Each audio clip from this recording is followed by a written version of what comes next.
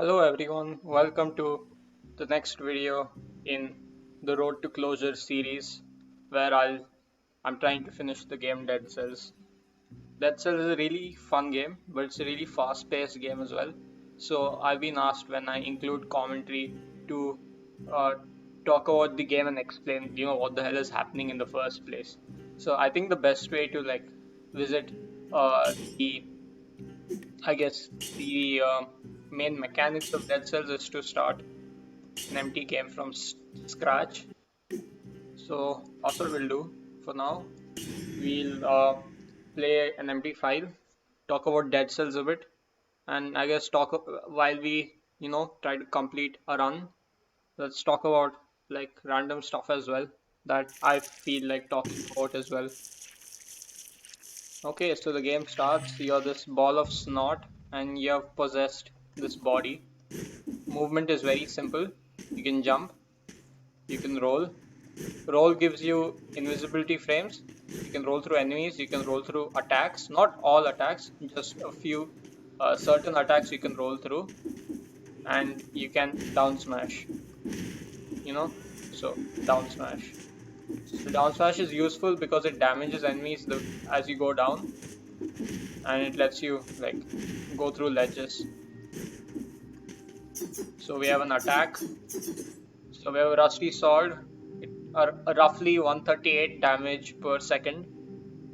I mean, you don't need to worry about numbers that much. If the number is huge, then it does a lot of damage, and if it does a lot of damage, you kill stuff quicker, and that's good enough to know.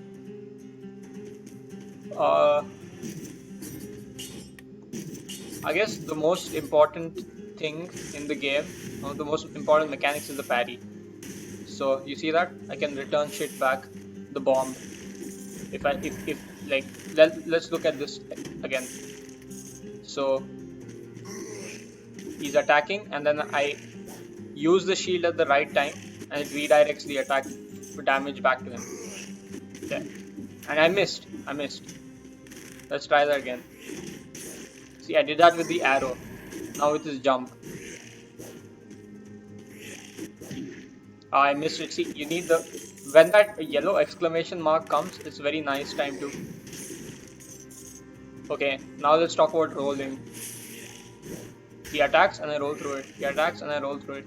It's a very mobile game. Like you need to keep moving a lot. You can't stay in one place. Now there are bows, ranged weapons, and ranged weapons have ammo.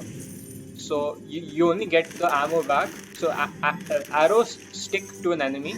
You only get it back once the enemy dies, or if you parry an enemy's melee attack, not a ranged attack. If you parry your enemy's melee attack, you get back weapons.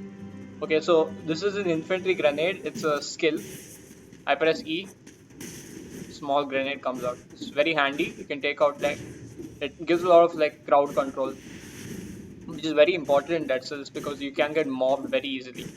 And here's the shop. Nice, that is lovely. I think let's save money to get the whip so we can have a bit more chill time in our first run.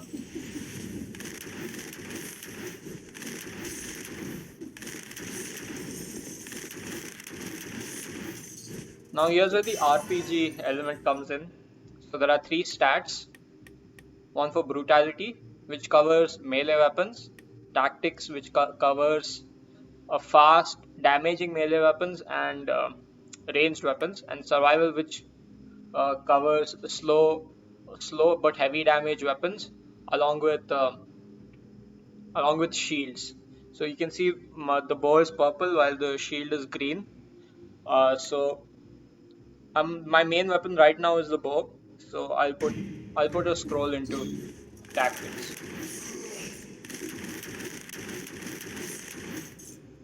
See, enemies are stuck in him, so I need to parry him, and I get my ammo back.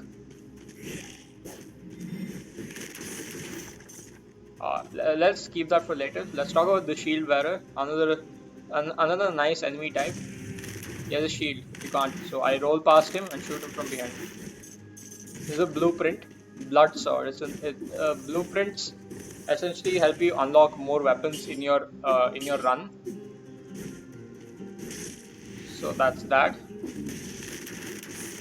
So this is the first level, Prisoner's Quarters. It's a very simple level. It helps you get used to a lot of the mechanics in the game. So, you can roll through here,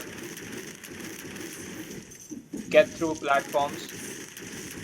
There are doors that you can roll through or break, and there are ladders which you can climb up and down. So this is what I like about Dead Cells. It doesn't have to like give you a tutorial. The environment itself teaches you how to play the game well, and that kind of player focused design is something I really like in games, where they don't have like a tutorial telling you, okay, you need to do this, you need to do that. They just like the environment itself teaches you, okay, I have to move this way, I have to move that way. I think another game that does that very well is Half-Life. I don't know if how many of you have played Half-Life. It's a pretty old game, but Half-Life does this very, very well. It doesn't have any tutorial section or anything. It just puts you inside the game, and then you slowly learn how to use different weapons and so on and so forth. So this is essentially how the game goes. Can we go anywhere else? Oh yeah, and the teleporters. Teleporters allow you to move anywhere on the map.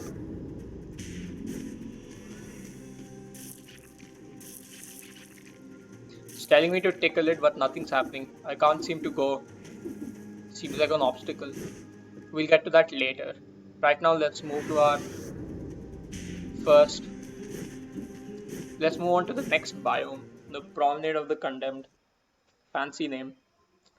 Okay, so now we are in the transition area between two biomes, where there's a lot of useful stuff. So this is a time door. This opens up when you come back, when you reach the transition area like under 2 minutes. But right now I'm 3 minutes 26 seconds. It doesn't let me go in. And this is the kill door. Like I need 30 kills without getting hit to enter this door. But right now I only had 26.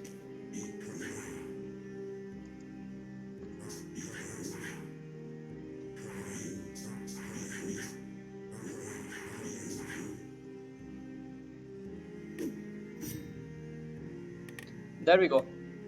So that's the collector. He's kind of where how you progress in the game in the first place. So let's unlock some stuff for us. So the main currency in the game are cells. So those blue stuff that enemies drop from time to time are cells, and the collector wants them for some reason, we don't know, but he's willing to part away with some stuff if we give him cells. So let's get ourselves a health flask.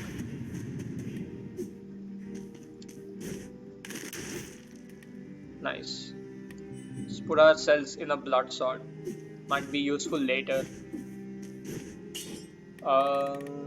Okay, so mutations allow you to they aid your gameplay. So let's look at few mutations. So now because we're in purple, let's look at the purple mutations. So Hunter's Instinct decreases skill cooldowns by 0.54 seconds for each enemy killed without using melee attacks. So if I throw a grenade now, see it has a cooldown of 4 seconds. So if I take Hunter's Instinct, I'll be able to reduce the cooldown every time I kill someone with my bow.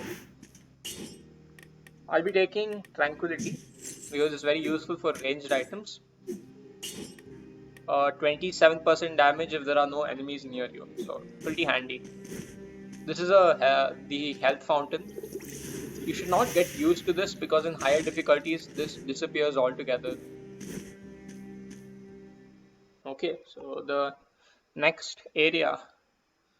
Now again, this is where player focused design comes in.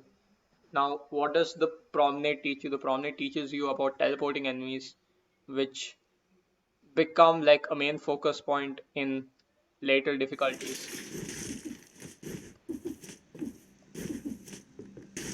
If you're on the Promenade, you can pick up a free blueprint over here for the Assassin's Dagger.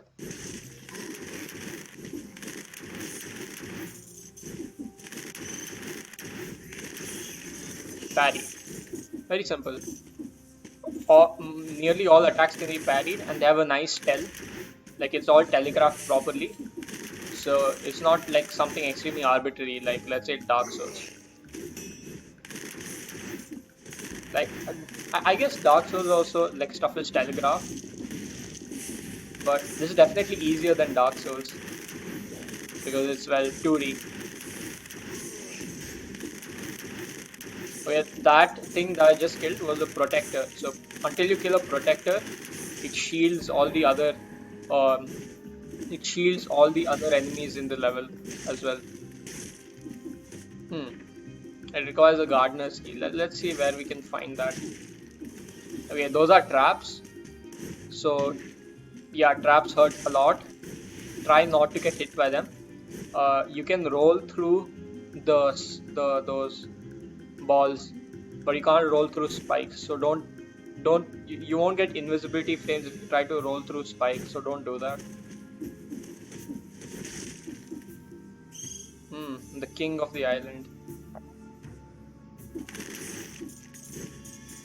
See how he's protected. Like it doesn't hurt him.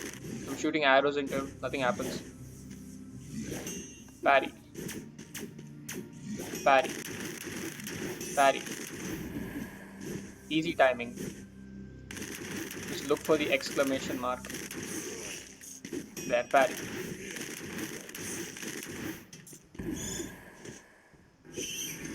Parry. Very simple. This game has very simple mechanics, but it pushes those mechanics, like it works them out like throughout the entire game.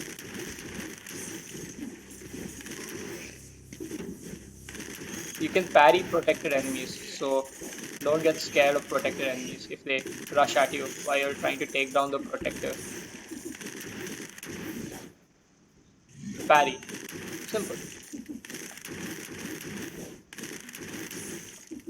Now this game not pretty. Oh damn. Okay, so I have very low health. I don't know what to do.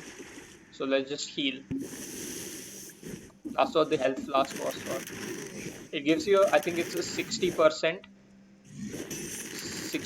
heal.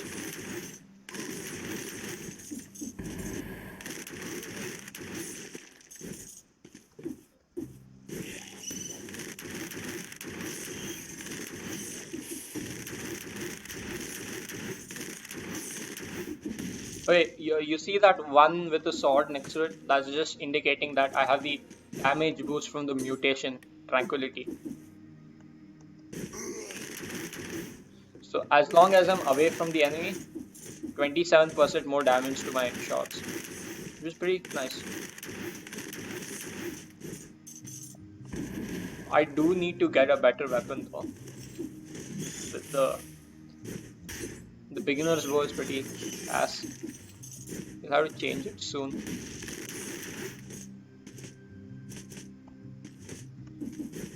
No, I got it. No, I can't get inside that hole for some reason. Never mind. Okay. You see, it's telling me to push down, but I'm not able to. We'll get to that later as well.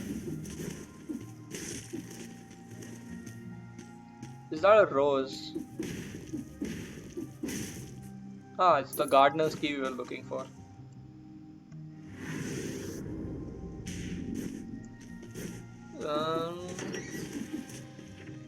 We need one more.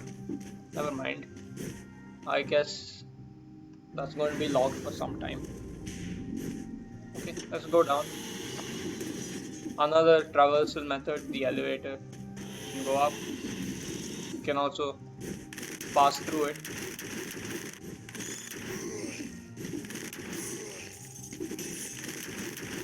Remember, if you run out of arrow, just parry.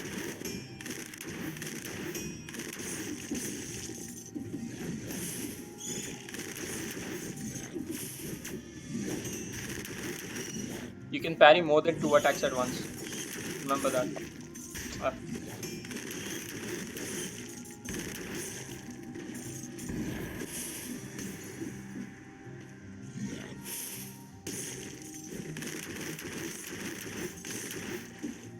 The game will be a bit hard until you get like few more health flask charges. so just keep that in mind. The game is hard. There's no guarantee you'll get through in your first try. So keep unlocking items, keep unlocking uh, stuff, and the game will become easier, and you'll be able to get your first win soon.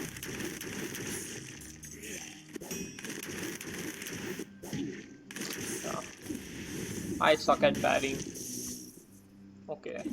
Again, it's telling me to use it, but I can't use it. So let's wait for now. Okay. Interesting. Okay. Yeah. We saw this back in the first biome as well. Let's go in here.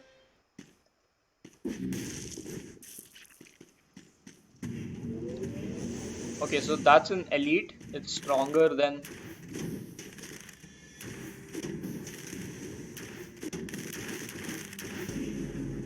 I think we'll get something nice if we kill him.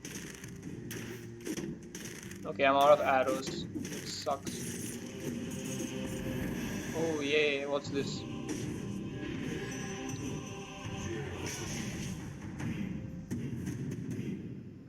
Vine rune. This permanent rune causes climbing vines to grow. So runes are nothing but like your traversal methods in a standard Metroidvania, like I guess a double jump or stuff like that. So it helps you move across the terrain. So if we die and we go back to the first biome, we'll be able to use the vines over there to reach new places. Wolf trap, let's take that.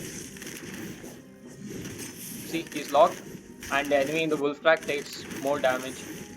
Pretty handy. Our first death, 21 cells. That's sad. And we lost our blueprint as well. At least now we at least unlock the vine rune, so that's a good thing. But let's try a bit better next time. Let's at least try to reach the first boss. I'm back. I don't want to talk to you. Let's stick with our... Yeah, this definitely does way more damage.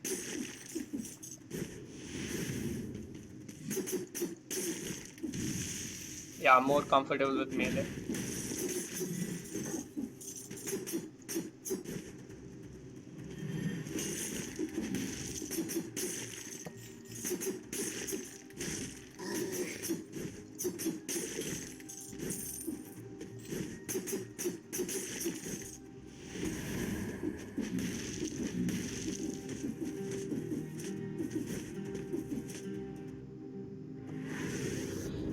Okay, back to this is the main gameplay loop. You die, you start all over again. But while you are not dead, you waste cells on upgrades. Perpetual upgrades that stay with you forever. I did say we'll talk about stuff other than dead cells for some time. I misjudged the range of his arrow. So I guess like the hottest thing right now is the new Mulan movie. I don't know if anyone's watching it because it's on Disney Prime or some shit like that. I mean, Disney knows how to fleece money out of people, and like it keeps buying into fandom. So first it was Star Wars, then I think it was Marvel as well. So it's got its greedy hands everywhere. It's really funny, and they also like tend to create very big fan bases as well. Like I remember when Elsa came out, everyone was crazy for Elsa, and that song Let It Go. It's a good song. It's a good movie as well. They do make good movies, but Mulan is not one. The original Mulan was a pretty good movie. I liked it a lot.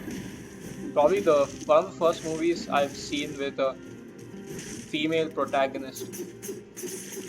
You know, like most Disney films till that point were all about princess is in trouble, and then the prince comes and helps them, gives them a kiss or whatever, some shitty plot armor like that.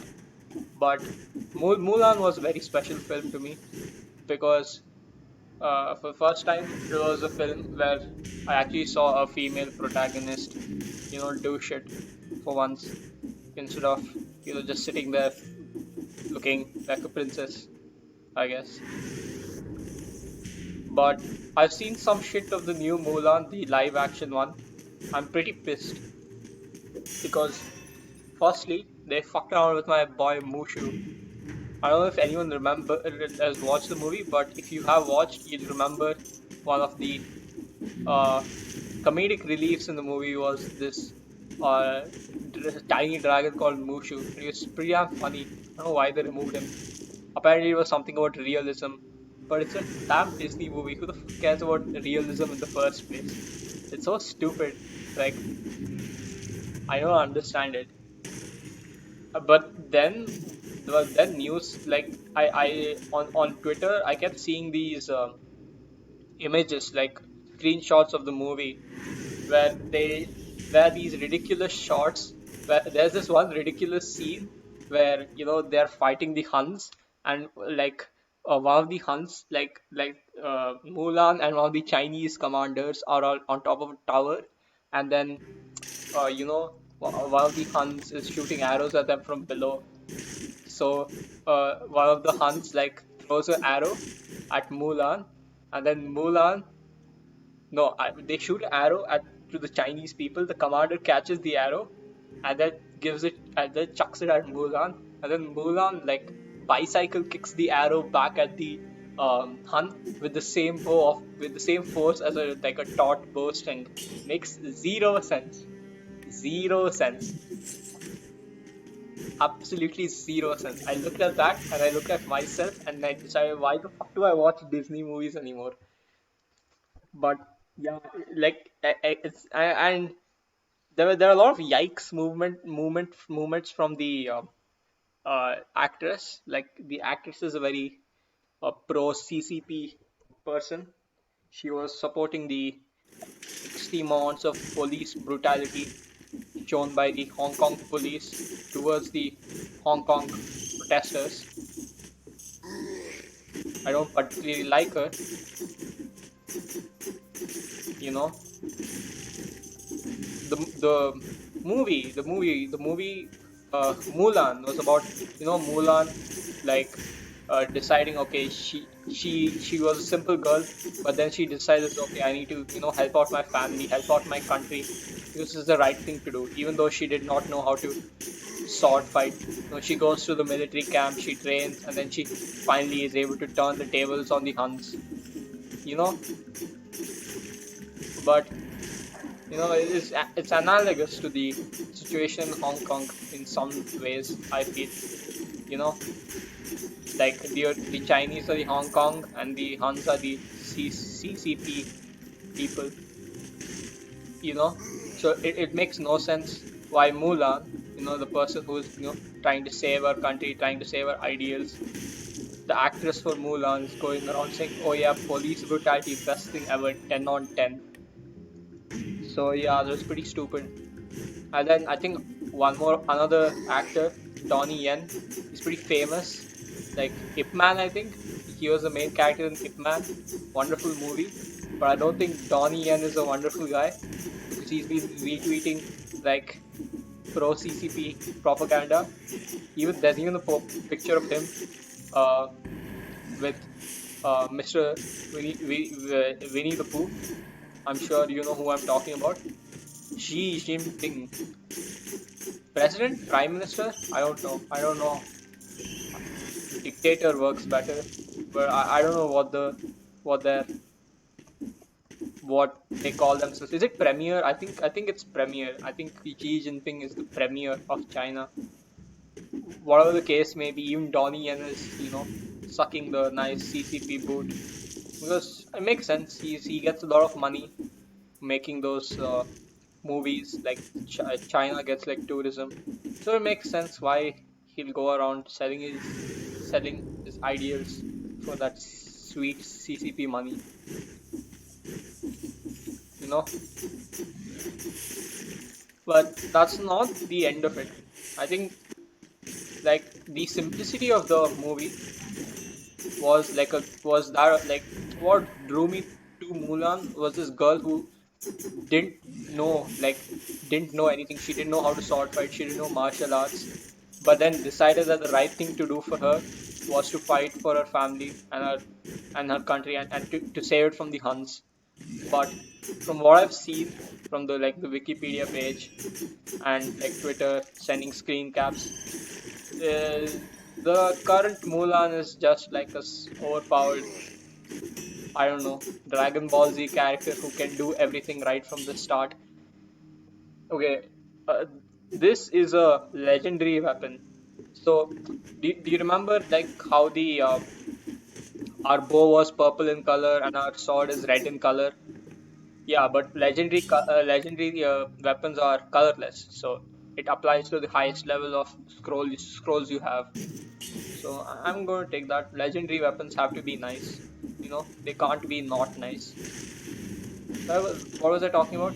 I was talking about Mulan being like overpowered from right from the beginning. There's a scene in the movie where Mulan, like as a girl, like as a child, she like curb stomps like bullies or Huns asking for like taxes or some shit. I don't know. I need to like watch the movie, but I don't want to pay for the Disney Prime. A friend said that he would torrent it and watch it later, but I don't want to do that either because some stuff has surfaced and I'll talk about it later. I don't want to get overtly political about stuff. But, you know, so this Mulan is overpowered right from the beginning. She does everything right. Nothing can go wrong with her. Her leg strength, she does so much. She never skips leg day. So much so that she's able to kick an arrow with the same force as a bowstring. Bow. Like the force comes from the bowstring, but it's the body of the bow that keeps it taut. So, I'll call it the bowstring. Doesn't matter to me. But whatever the case may be, whatever the case may be, like I think it's a very stupid narrative device to just make your character overpowered as hell and say, yeah, they can do whatever the hell they want to. It just ruins the movie for me, in a way, you know. And and like a lot of people on the internet like don't like this criticism because like they call these kind of like female characters are overpowered from the beginning Mary Sue's, and I guess people do find it demeaning, I guess, and like there have been many made heroes like that, and I guess like women also need to have their overpowered heroes, but I'm pretty consistent. I don't like overpowered heroes from either gender. It's a very weak narrative device, and I don't like it at all. I'll give you some examples. Like I don't know if you watch Fairy Tail, but yeah, Fairy Tail, like Natsu from Fairy Tail embodies the male version of the Mary Sue, where he's able to beat all obstacles because of friendship. Like that makes no sense. It's so shit to watch. I think those are my main criticisms of like Rey in Star Wars as well. I think Rey was a very weak character. There are all these great characters in the new Star Wars movie, like Poe and Finn, but like kind of felt stupid, like seeing the movie from her lens because she was doing everything right from the beginning, you know.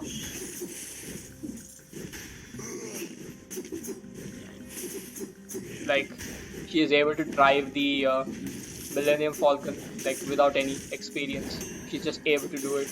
She's just able to use like the Force, the mind bending thing, which Luke took, I guess, 2 movies to learn. Like after he lost his hand, he like he went into hiding. He crafted his own lightsaber, and then like in the beginning of the third movie, third I mean third, fourth, fifth, sixth, the sixth movie, he goes to Jabba the Hutt's place and like to the guards, like he controls their minds. It was so cool. Like Luke was such a wily bitch in the second movie. It comes out like so cool because there's a time skip. Like it's really cool, but yeah, like it makes no sense. Like every character should go through an arc, where they go through some tragedies, they go through some happy times. That's what builds a character for me. You know, I don't like these like extremely overpowered characters, and that's what put me off of Dragon Ball Z as well. Like just the entire like mm, the entire like power structure in Dragon Ball Z, like everything's like over the top. I never like that. That's not for me. Like I guess Goku did go through some trials and tribulations, but like in the end he just kept getting revived back like Jesus or something. So you know that's another very overplayed tactic. You just bring back characters that die. I don't like that either. If they die, they die. That's the end of it. If you really like the character, then you come to terms with it. That's it, I guess. Makes no sense to keep bringing them back.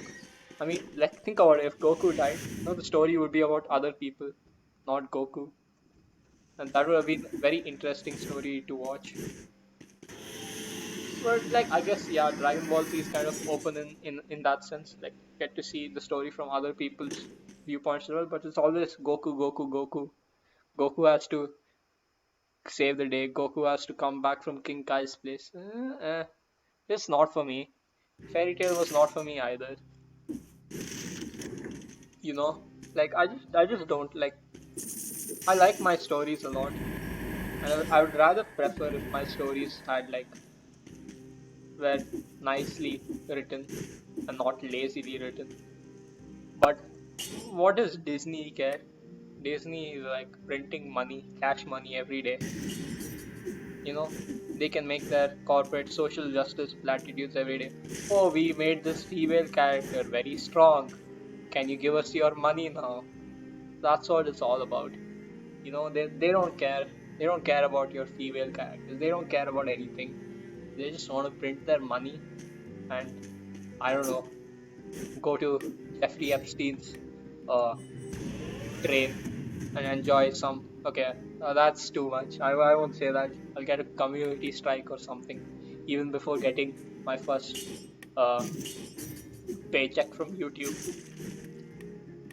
Okay, we have a lot of cells. Let's get the next level of an health flask. You can't do without health. So yeah, like so my favorite movie of all time is Shaolin Soccer. Yes, my favorite movie of all time is what people would describe as a very cringy martial arts movie. But it's not cringe. It's a very, very thoughtful movie. A lot of thought has gone behind it, you know. And there's a good character arc. So you have all these great Shaolin masters, and they've all been disgraced. Like like one of the Shaolin master who has mastered the art of flying is now a fat fuck. Like all of that irony, all of that like so they're all in like all what their you know what their martial arts skill is juxtaposed to the situation they are in. Like for example, the main character, uh, he the main character has very shit shoes, even though he uses kicking techniques and he wants to start a soccer movie. And Shaolin Soccer is also an example of a movie that does female representation very nicely. You know, like the main character, like the main side character is this girl. I forgot her name. It's been a long time since I watched that movie. I should rewatch it soon. But yeah, like she has her stuff like baggage with her too. She has like these skin problems that make her look ugly, and she wants to make herself look nice for the main character. But then the main character makes her understand, no, it's not about that. I like your kung fu more. You're beautiful. You don't need to change. you know. And then in the final fight, I know I'm spoiling the movie over here, but I'm sure every human being ever has watched Shaolin Soccer, so I don't think I'm spoiling anything. So yeah, so in the end, so when they're fighting, when they're in their final match, they're like fighting football this football team that's been doped up on steroids, and they're getting their ass whooped to them. Okay, and then get this. The lady comes back. She shaves her head. Have you ever thought about the main female hero shaving her head? It makes no sense, right? Why would you do that? You want to doll up your female heroes as much as possible, but no, that's not what Shaolin Soccer does. Shaolin Soccer shows us that yeah, you know, it's fine for women to do that. It's an old movie, and feel like strong female representation just started. So it's very nice to see that. Very nice to see the movie do that. Like I watched it when I was very small, and so these ideas of like gender equality were just popping into my head, and that bad people were doing bad shit to women, you know, all around the world, and they're not getting proper representation and shit. So Shaolin Soccer was very important part of the formative years of my life. To realize these ideas like, yeah, your appearance doesn't matter. What matters is your skill. It doesn't matter what gender you are. If you're skilled, that's all that matters. You don't need to look good. You don't need to, you know. Okay, what am I doing over here? Why am I escaping? So, do you remember when I talked about player focused design? So this enemy right here is another example of that. You will see this same attack in the boss later on. Where he smashed the ground and there are waves going everywhere. Very interesting game. Like everywhere they prepare you for the boss, so it's not like you go in blind. You know the boss's like attacks very well. When like he'll telegraph it, and then you'll see those attacks before in the level. So very nicely made game. Like very rarely do they, like, is there any indication about like what's to come. Like in, let's say, Castlevania or Metroid, there's very little to none indicator about like, okay, what attacks is this guy going to do, what. Okay, you go in there, you die a few times, and then you decide, okay, yeah, this is what the guy does. But here Dead Cell gives you a chance to beat the boss on your first try, because they coach you on like trying to like learn stuff like the parry, and then like that wave attack you just saw. We'll see it later in the first boss. We're very close to the first boss now. We're very close.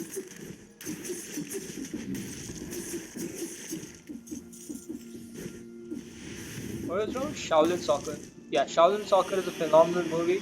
If you have not seen it, you should see it. What are you doing with your life? The director and the lead actor in the movie, he does a very nice job. Like, it's a very well written story.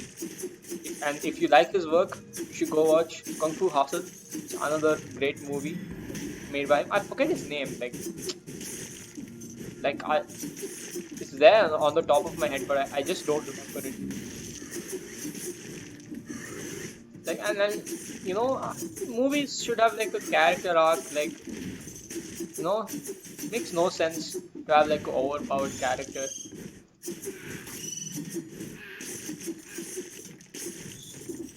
Like if you watch anime, you'll be very desensitized to this trope where, yeah, whatever, they're overpowered, they do stuff for their friend's sake or some stupid contrived shit like that. But I watch anime because I want to enjoy myself. It's not enjoyable. The first Star Wars movie was enjoyable. The next three were not. It's sad. It's sad what life has become into. Where companies like give corporate platitudes. They never really believe in whatever they're doing. It's sad. Nothing we can do about it. That's the world we live in. I mean, obviously there is something you can do about it, but I don't want to get overly political over here. This is a chill video where we're gonna just chill, talk about various stuff. I mean, there are certain anime that do the overpowered shit correctly, but they're not overpowered for the sake of being overpowered. They're overpowered to make a point. Like One Punch Man. One Punch Man is a great example of that. Like, One Punch Man is like a inversion, not even a parody, it's an inversion of the entire superhero, trope. Where Superman goes around and he can kill anything, and even if there is kryptonite involved, like he'll get some way to go out of that and he'll kill everyone.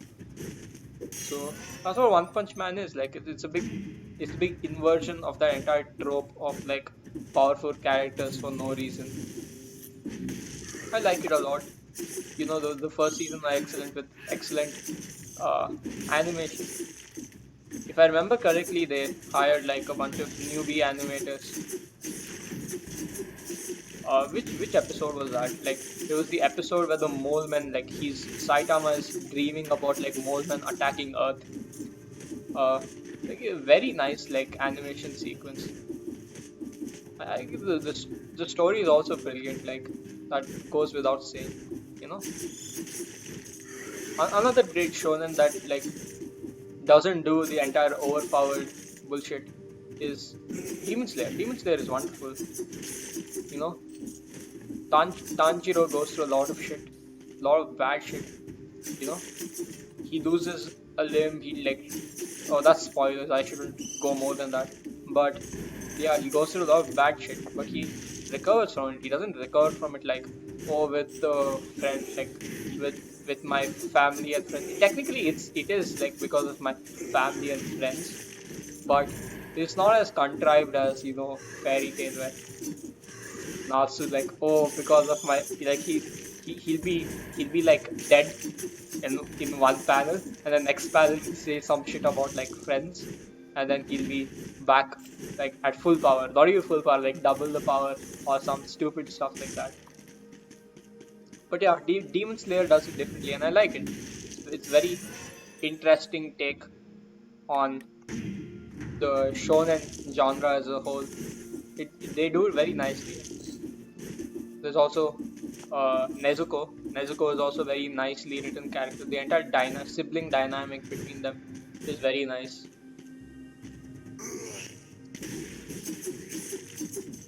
There's also, of course, the elephant in the room, Full Metal Alchemist and Full Metal Alchemist Brotherhood. Very nice stories. They're also shonens, but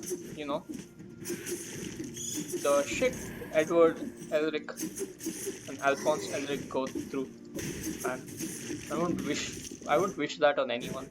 It's well written, like, but Fairy Tail, no. Fairy Tail has a lot of great glaring issues. Firstly, it's that overpowered stuff I was talking about. Secondly, there's too much like unnecessary fan service. Like, I don't know. I know a lot of like anime watchers are like horny all the time, but it's not for me. If I want to jack off to something, I'd like pull up a hentai or something. But I find it too much. And the same goes for, what was it? Seven Deadly Sins? Yeah, Seven Deadly Sins, where the main character goes around groping the female lead. It's very weird. It's not for me. It's not for me. I like some, I'm not against fan service, but tone it down a bit, man. Like, it's only required. Okay, so what I'm doing now is very interesting. It's called dual bind. So I've bound both my ranged attack and my melee attack to the same key. So I just need to press my front button, like I just need to press my left mouse button and it attacks both. Very nice, really helpful. What can I get now? Can I get recycling? We'll get recycling. We can make some extra money on the side. That's always good. 11 cells, we'll get the Spartan sandals. and we can sell it. It's always good.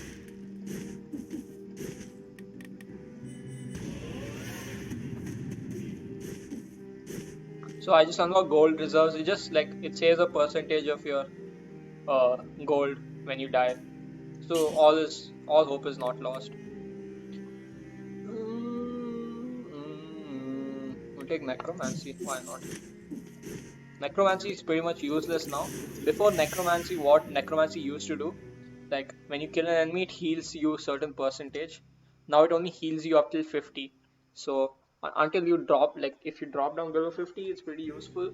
But otherwise, it's a pretty bad mutation now. Like the devs of like Dead Cells are very active, so they do a lot of balancing changes. Like they change how weapons work. So there's never a meta.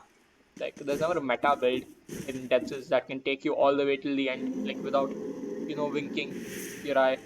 You know,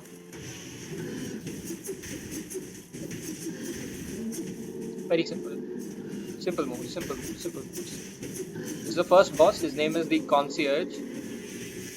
That's the aura. Don't. If you touch the aura, you get hurt. See, that's the wave attack. Telegraph nicely. Player focused design. That's what I look for. I like it when games do this. They coach you into what is next. Jump, double jump, double jump, double jump. Throw a grenade. Because why not? More damage is always good. Let's see if I can get a no hit.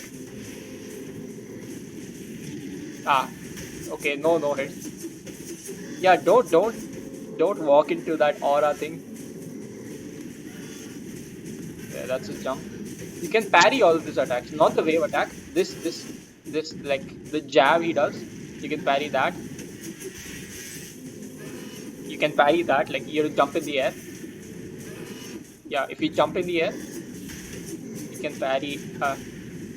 There we go. Our first kill. Yay! Very nice. Very nice.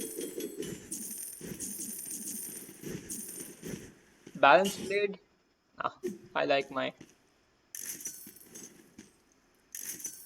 Oh, a blueprint. Interesting.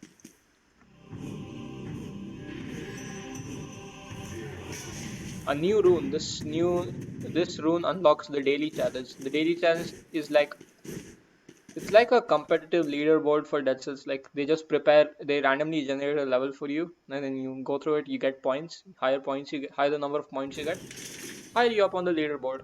Very nice.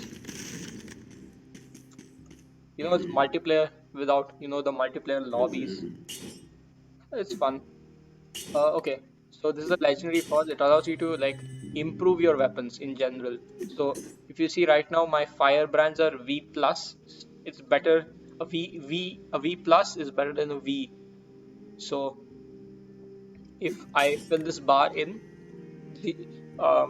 if I fill this bar completely, then 100% of the items I find will have a plus attached to it. Plus means more damage. You'll get more affixes. So like these special things attached. So all in all, a nice thing to waste your cells at. Remember, if you have a blueprint, always talk to the collector so it records the blueprint. Otherwise, you just be carrying your blueprint with you everywhere, and that's a waste. We have a lot of money. Let's go upgrade our gear. Have we not up? Oh, we didn't unlock him. Okay, that's sad. Where do we unlock him? Weird.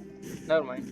So you can unlock another guy, like the mutation guy, who will, if you give him money, he'll upgrade your gear. Okay.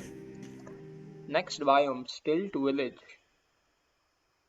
Again, I really like the biomes. Like there's a lot of like thought put into them, and the enemies that are there. Kind of like Hollow Knight. Hollow Knight is also another game which has a lot of thought being put into it.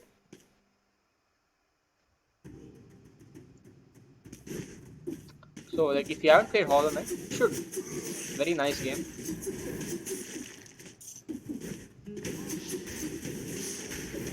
Okay, that's a purulent. I don't know how to pronounce that, but yeah, that's a pirate captain. Very dangerous. probably one of the most scariest enemies in the game. Yeah, you need to kill him as fast as you can.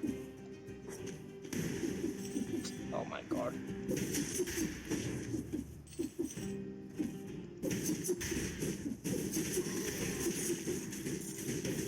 Okay.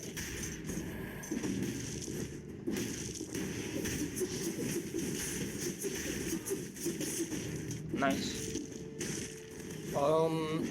Okay. So the Stilt village is a village. There are like houses everywhere, and you can go inside the houses and get some stuff, which is always good.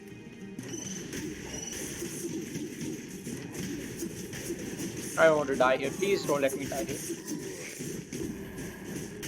I don't want to die to those. You know what? Let's just skip those pirate captains because they're ass.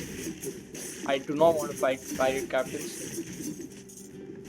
Just skip them. You can skip enemies. There's no compulsion to kill everything.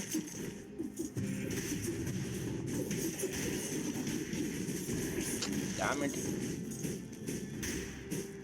Whatever. I don't like them.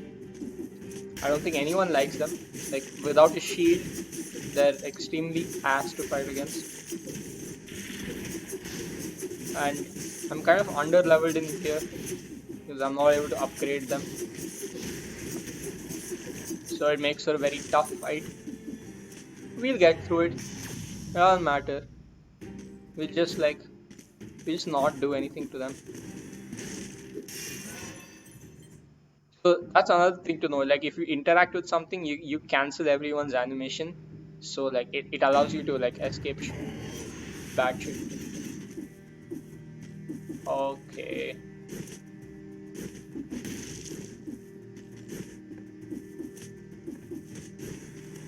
Yeah, I'm not fucking around with them. So yeah, we unlocked recycle, so that allows us to recycle shit for money. And more money is always useful. So the village key I used, I can like use it to, yeah, it's useful.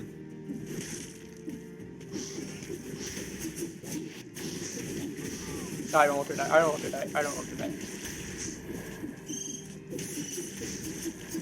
I don't want to die. I want to reach the end of the game. Please.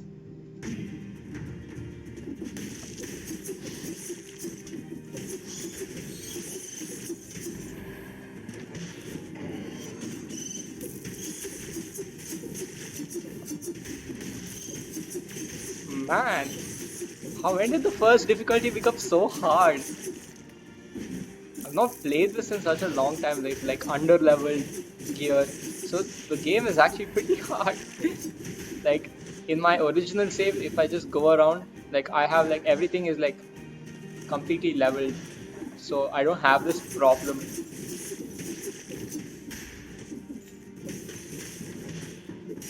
So yeah, that's damn weird. So weird, like, oh god. Yeah, I'm not fucking with this level, man. Okay. Yeah, let's buy a better. Let's definitely do that.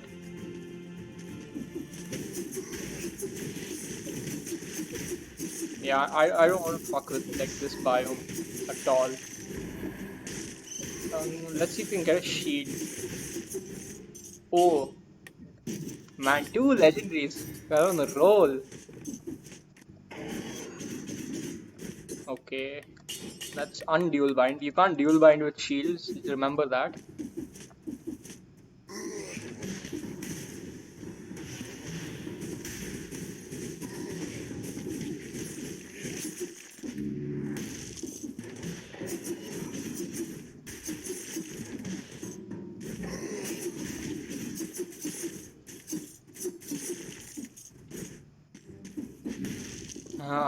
Very bad. We're doing bad shit is happening. Okay, this is a safe option.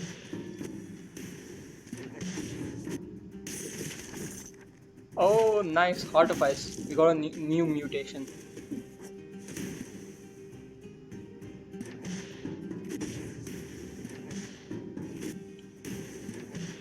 Yeah, I don't want to fuck around with these people.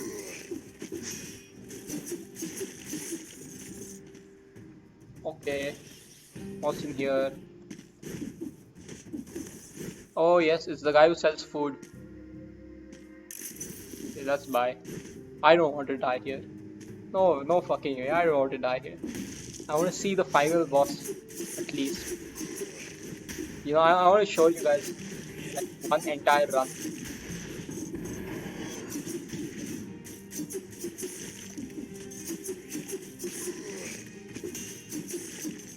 But that's going to be hard because, you know, we only have 2 health flasks. We won't go there now. Like, there's no point going there. That's locked under one of the traversal runes. Like, there's an obstacle over there. We won't be able to get through there until we do some stuff. Yeah, that's an elite. If you kill him, you'll get an amulet. Pretty useful if you ask me.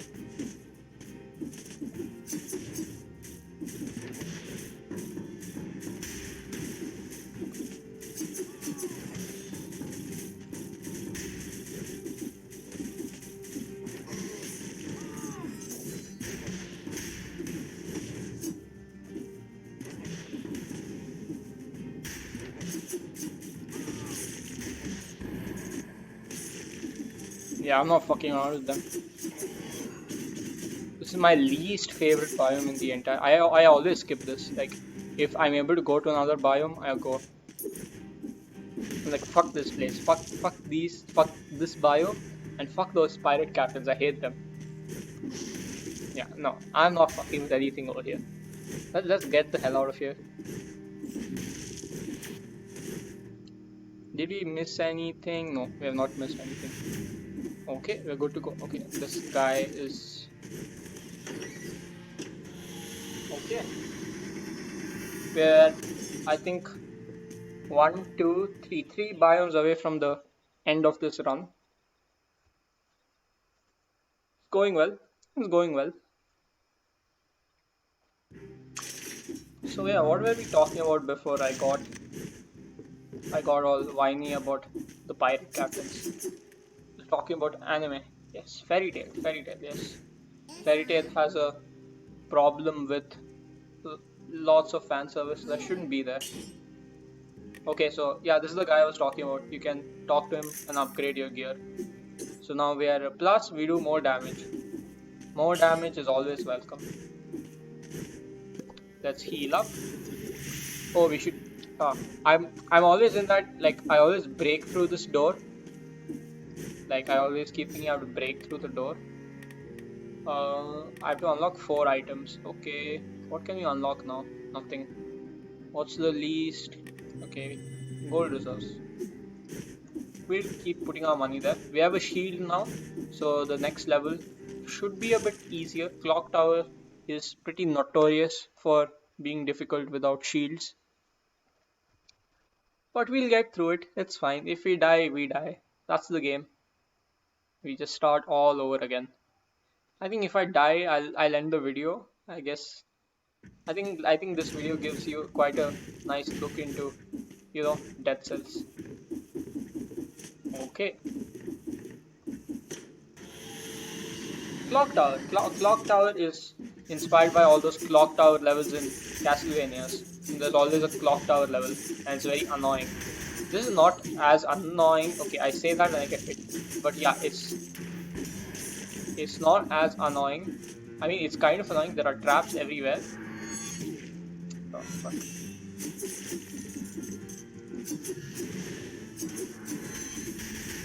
Okay, those are bombardiers, and they fucking suck balls.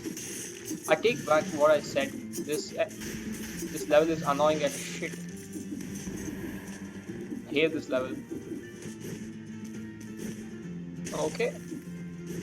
So there's a teleporter. You can go there later if you want to.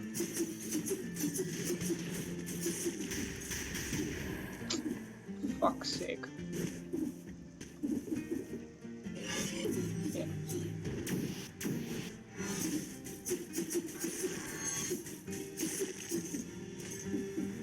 Necromancy for the win, man. Necromancy for the win. Come. Yeah, that's good. That's good. Now, did I talk about damage over time? I have not. So the blood sword causes bleeding. So bleeding is what causes those red teardrops on top of like enemies. Like if I hit them, that's what bleeding is. So each dot is special in a way. So the blood dot is special in the sense you are able to like once you stack 5 blood dots on them, like it pops at once, it all does damage, and like it's a burst of like high amounts of damage. So that's what blood does. There are the other dots include that's an automaton, very scary enemy. Like you don't know where they are in the level, and they will attack you. They're invisible. You either roll, and again player focused design. The next boss will use the same attack. No, that's what the automatons are here to not to fuck you over, and also to teach you about the game.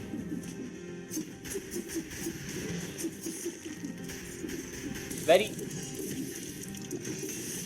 you need to parry them. Ah, fucking hell, man. I parried at the wrong time. You know, you need to learn your timing for this game properly.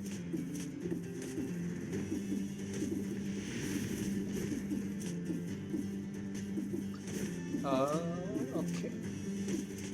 So, like you see these doors, it has a 2 in front of it. Like there are 2 circles, so you can only open them in the second difficulty. 10 in red is bad or good? I don't know. Pretty bad, I think. Like normally by this time, you should be having like 29.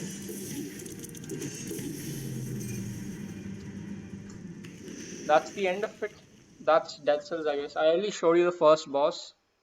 Sad I couldn't show you the next one. I think we'll go through a different route. I'll show you the alternate, the second first boss. I think it'll be very interesting to see that in the next episode of Road to Closure. Thank you.